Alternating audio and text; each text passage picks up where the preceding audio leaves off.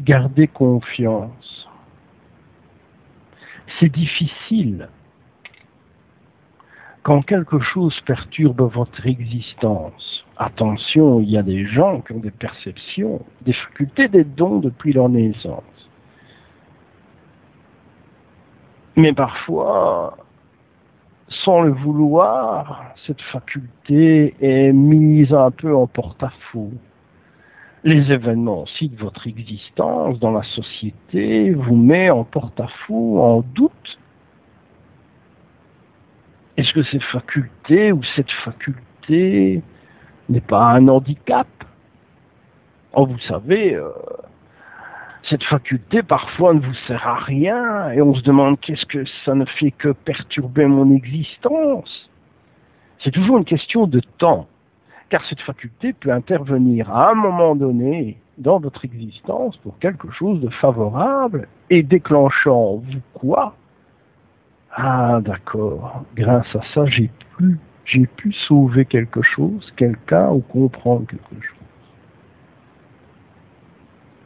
La difficulté encore et toujours, c'est d'en parler aux autres. Alors là, c'est difficile. Il y a la moquerie. Alors le respect de vous-même par rapport à votre position sociale, mais une fois que vous parlez d'une faculté, bien souvent ce sont les copains, les copines de boulot qu'on connaît, qui vous connaissent, et puis bon, on rigole un peu, ou on prend ça au sérieux. Sur 10 personnes, il y en a toujours une qui dit oui, je comprends, j'ai la même chose que toi, ou... Mais le petit doute est là, dans la tête. C'est comme on dit souvent, quand on dit et qu'un âne a un doute dans l'oreille, on peut lui prouver qu'on s'est trompé, le doute est là. Gardez confiance. Chaque individu qui a un don, une faculté, a le droit, l'obligation d'avoir confiance en lui, ou sinon votre vie devient que des morceaux de puzzle. Garder cette confiance peut se faire de différentes manières. Je vous parlerai dans une vidéo comment gérer votre faculté, la développer, la comprendre, la fortifier. Gardez confiance. Oh, c'est facile à dire, hein. Mais sur le terrain, encore toujours le terrain qui chasse la théorie. Oh, tu sais, garde confiance, tu verras, ça va se passer, ou tu verras, c'est quelque chose d'extraordinaire. C'est facile à dire. Garder confiance, c'est surtout se connaître. Ses forces, ses faiblesses. Il y a des ennemis de la confiance, ceux qui voient en vous une personne exploitable, due à votre faculté, ou alors ceux qui voient ce reflet de quelque chose d'irrationnel et on essaye d'en tirer une curiosité. Et en tirer une curiosité, c'est être un phénomène de foire.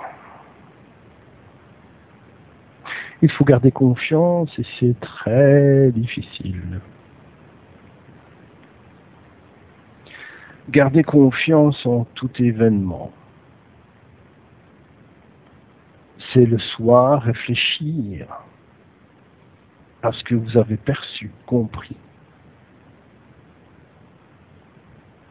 Faire aussi la différence entre ce qui est réel et irréel, ce que vous avez imaginé, rêvé ou concrétisé à travers votre perception. Ça vous aide à garder confiance. Gardez confiance. Pour une fois, je diviserai ce mot. Gardez cette perception qui, elle, votre perception, vous garde aussi. Confiance est un mot si difficile dans votre existence comme celle qui est tout aussi difficile dans une société.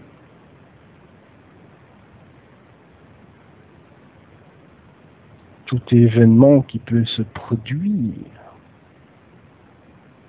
vous devez garder confiance en vous en premier, par la suite envers les autres.